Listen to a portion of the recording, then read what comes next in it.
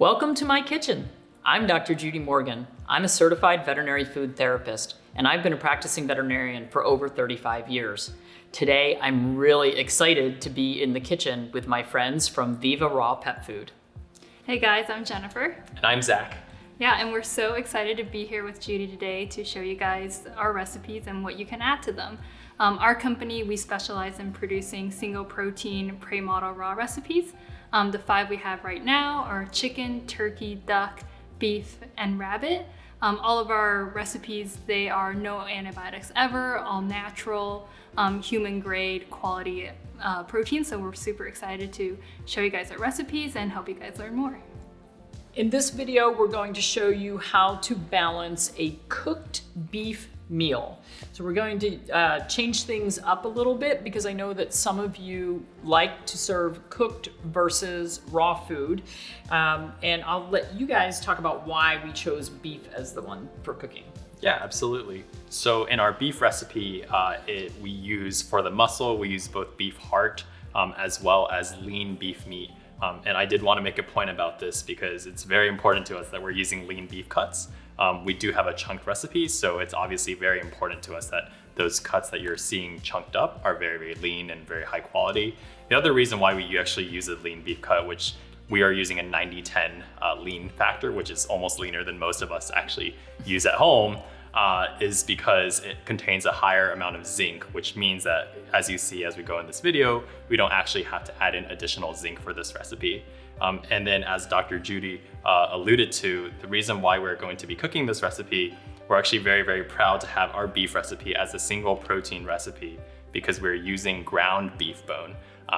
As you can imagine, it's not a easy task to create ground beef bone. But what we're doing is we're sourcing that from a special manufacturer who's actually able to grind down and mill it to basically the fineness of like sand particles or even finer than that, which means that it is totally safe to heat and use that way. But it is a raw ground beef bone that we're using in this for the calcium content. Perfect. All right. So again, we have our printout of the vitamin, mineral, macro and micronutrient content of this product. It was sent for analysis, and a couple of differences from some of the other things that we've looked at. So our potassium is fine in this, and like Zach said, the zinc is fine in this, and we've had to replace zinc in a couple of the other recipes. So again, chloride, we don't have any USDA data for that, but we are getting some chloride in the recipes through the seaweed product, and we are going to use seaweed again for that iodine content. It just seems to be the easiest way to get the iodine into these recipes. So we only need a ½ teaspoon of our seaweed. That is a really thick. Yeah, beef is the driest protein. Beef is our driest protein because when our suppliers process beef, they dry age it, so they like hang the meat in the refrigerator for like a month or something, so all the moisture comes out.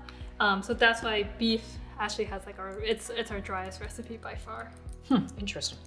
You can try and sprinkle this so it makes it easier for you to mix. It makes mixing a little harder, but yeah. Elbow grease. Yeah. So, and then for our manganese, we decided to go with our spinach again. I don't know why, but a lot of the commercial recipes that I see that are complete, they're using beef and spinach together. And I think it's just because we get such really good vitamin and mineral content from spinach. And just pour it all in. I'll try my best. We're gonna build muscles on this one. Okay, now, for this particular recipe, we also happen to be low in linoleic acid. So we really haven't talked about the EPA, DHA, the fatty acids and fats that are in these recipes. All of the others were fine as far as the linoleic acid. This is the only one that is low, and Zach says that that is a common problem with beef-based products. So we need to replace that with something, and I decided to use sesame oil, and not just sesame oil, but toasted black sesame oil. Wow. And the reason for that is from a Chinese medicine perspective, this is a hugely good blood tonic, really good for the kidneys. So I thought, if I'm gonna do this, we're gonna use the best thing we can And get. do it right. And let me tell you, it smells great. So, and we only need a ½ teaspoon of it. ½ teaspoon. Perfect. And if you did an oops and you got extra in there, you're not gonna hurt your dog. Yeah, it's just gonna smell extra good. So. Yeah. Actually, this is a good one to cook because it's going to smell sesame. It smells Yeah. great. Now, we also have to get our vitamin D and vitamin E levels up, just like all the other recipes. For this one, I decided instead of adding eggs or fish, because you may have a pet who can't eat poultry products, so maybe eggs don't work. You might have one like mine who doesn't like fish mixed in their food. So we can actually use commercial products for our vitamin D3. I really like the RX Vitamins D3.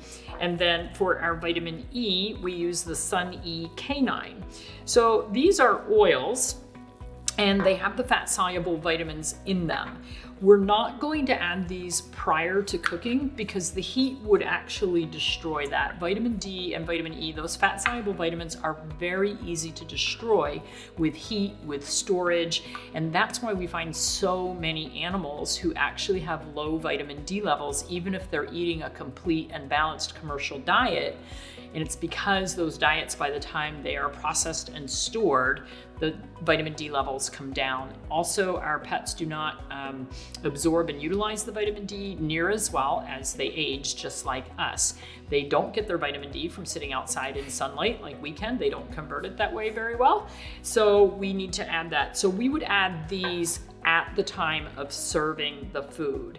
Interestingly, that entire 2-pound recipe, in order to bring it up to where it needs to be for AFCO standards, we only need 3 drops of the vitamin D3 and 4 drops of the vitamin D and 4 drops of the vitamin E. So that's not very much. Again, if you gave them a little bit extra, if you accidentally got 2 or 3 drops extra in there, it's not going to be a problem, particularly with the vitamin E. The vitamin D, you don't want to dump the whole bottle in there. But let's say I was feeding my dogs, this would be 8 servings for our dogs. So at the time of feeding, I would put 1 drop of D, 1 drop of E per serving per dog, and that would take care of that. If you were feeding a big dog, 4 drops of each, eat the whole thing. So we could bake this however we want to. I mean, frankly, we could take that recipe, we could put it in a slow cooker and just let it kind of do its thing. I'd add a little bit of water in the bottom of that. I've actually cooked meatloafs in the slow cooker, so it can be done. You could also put this in the oven. I would keep the temperature pretty low. So I would cook it at probably 300 to 325 and cook it for, that's not a very big pan, so maybe 30 to 40 minutes. We want it to still be pink. We want it to be juicy. We want it to smell good. We want it to, this is gonna smell good, let me tell you, that's gonna smell good. You guys can't smell it, but the sesame oil is The making sesame me is hungry. it's really good. Let's grab our platter. George is gonna get to taste it raw. Before he tastes it again cooked. Yes, he can taste it again later. This one's kind of dry, so it's going to go in one big chunk, and he's going to gulp it down in a chunk. You can't put your back to the camera, son. Come here.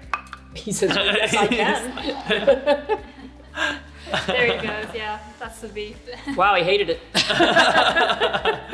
Don't know where it went. Yeah, where'd it go, George? That was too Poor fast. buddy. Oh, I got beef on your shoulder. All right, so easy peasy, folks. Not hard to do at all. Try it at home. Yeah. Yeah, let us know if you try it. You know, we'd Send love us to your see. photos.